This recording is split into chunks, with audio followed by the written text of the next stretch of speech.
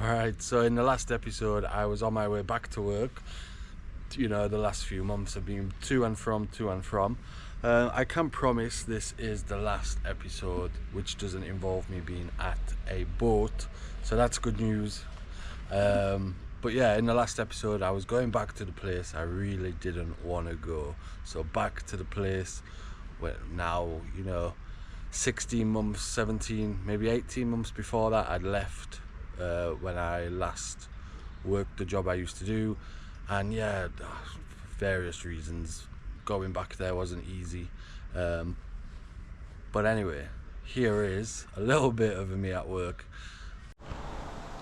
So caravan number one of the day. Step one, we need to unlock the door. So we have this huge set of keys. Luckily, I know it's that one.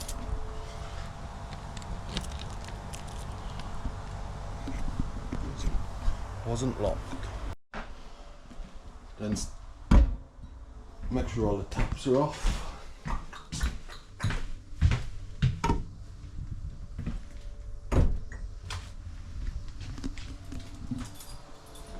Then it's outside. To locate the gas. Oh, come on. Someone should have delivered.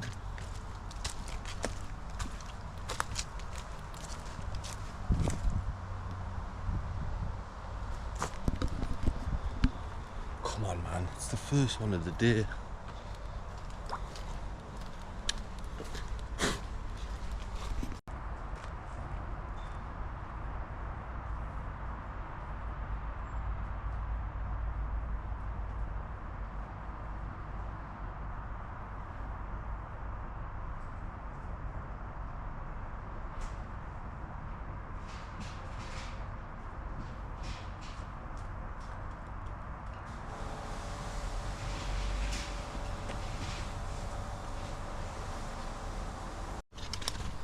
So you have obviously two different types. So this one's propane. Normally it tells me, but I know usually which one's which. And then first thing you need to do is, well, I need to do, don't know why I'm telling you, like, you need to come do it, is check the date on the hose. This one's all good.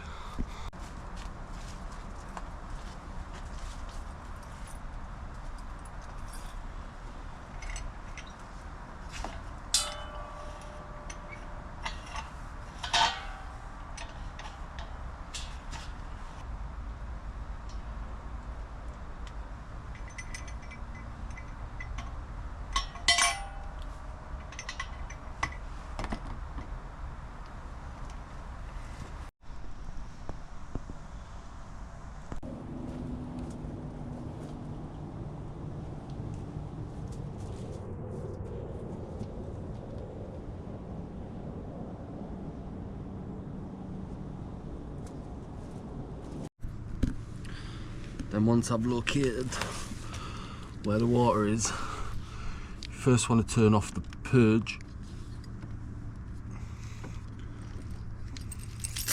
whilst everything falls out of your pocket, and then turn on the inlet, which are always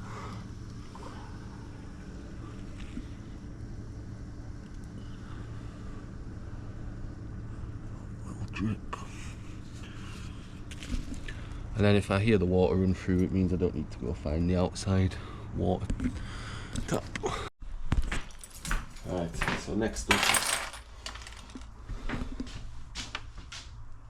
the hob. So sometimes all of these are apart and you put them back together. In fact, most of the time they are, but for whatever reason, this one's not.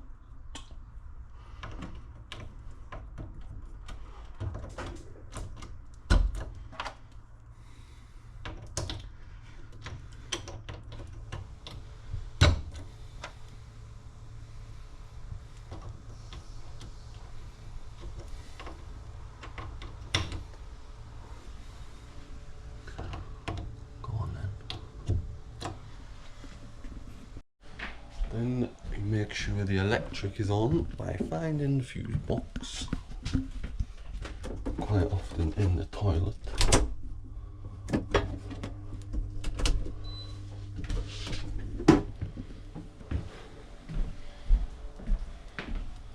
And then put all of them into an open position. And if your hand's big enough, you can normally do them all at the same time. Making sure to keep your beard and hair well out of the way.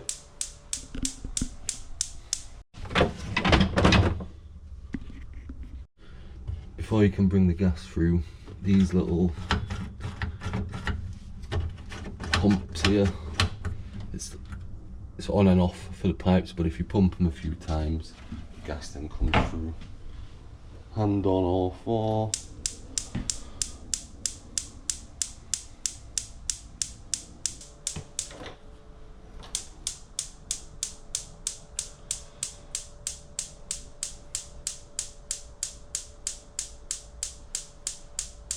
Somebody comes to the door now. Wondering what I'm doing.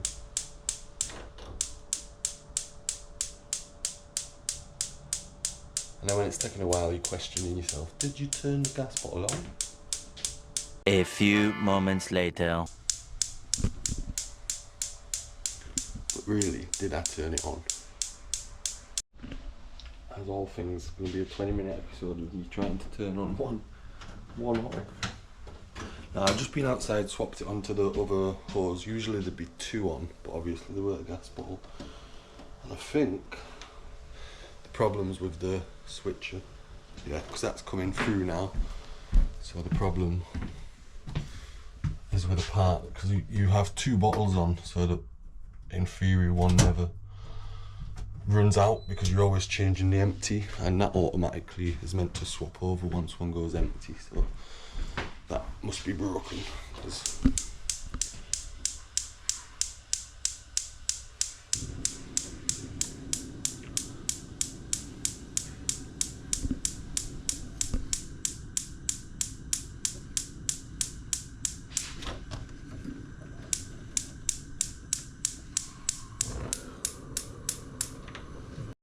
these ones, what you have to do is turn the hot tap on.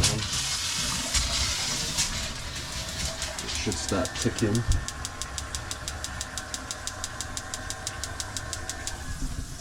And it normally takes about 10 tries, because it stops clicking after a while. So rather than going and standing at the tap where you can't hear the clicking, if you just turn the water pressure down, it should start clicking. It doesn't always.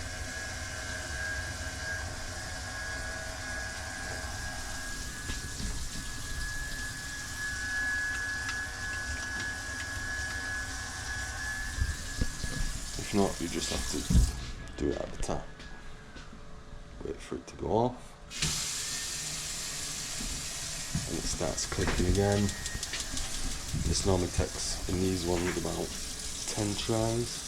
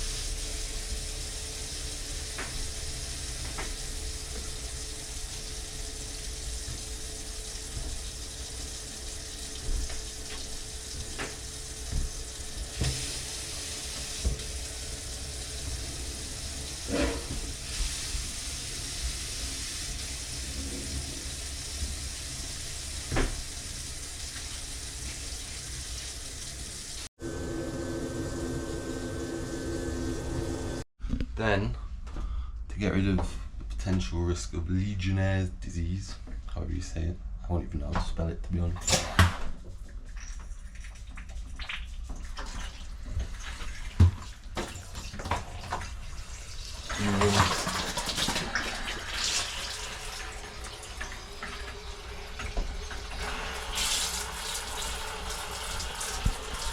You just run the hot tap for a minimum of 3 minutes, and then while that's running, check all of the water fittings for leaks. Check the smoke alarm.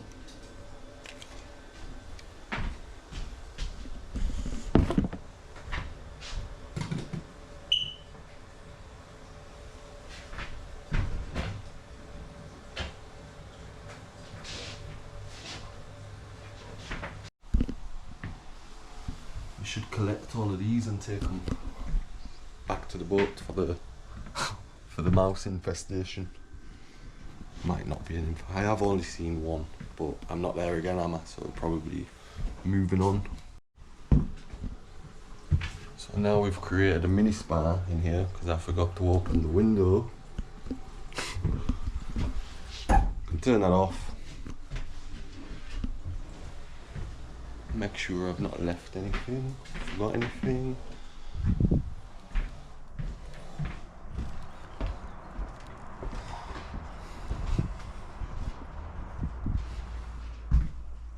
Turn off the lights.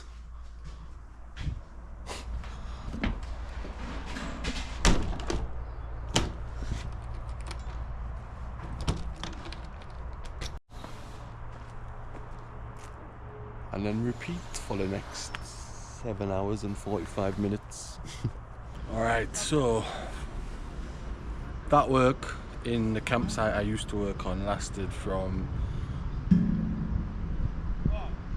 around about the 11th of March until the 7th of April, and I'd been offered, and you may have, if you're not new here, you may have seen one of the live updates where I explain why I go and decide to do the work.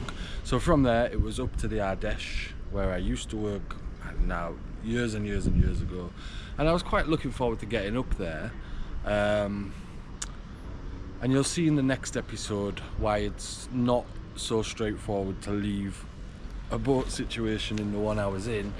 But yeah, the job that I was offered, you know, it seemed too good to turn down. So here I am on the way up to the Ardèche.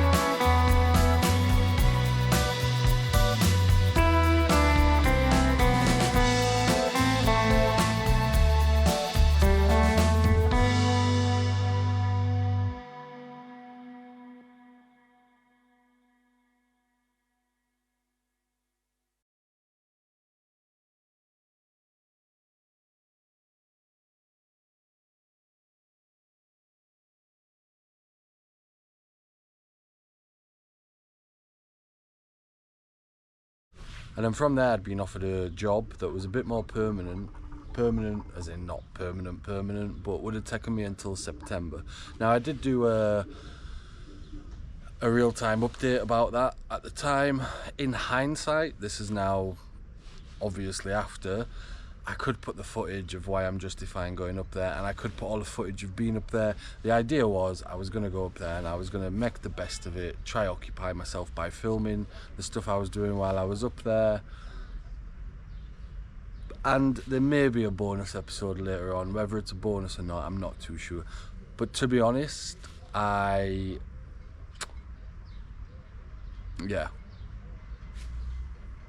got up there, did nearly 2 months, just short of 2 months, month and a half, something like that. And in the next episode, you'll see why it's not so easy to leave a boat, or nearly a spoiler alert there. I'm sure loads of you know already. And yeah, that'll be coming up in the next episode. But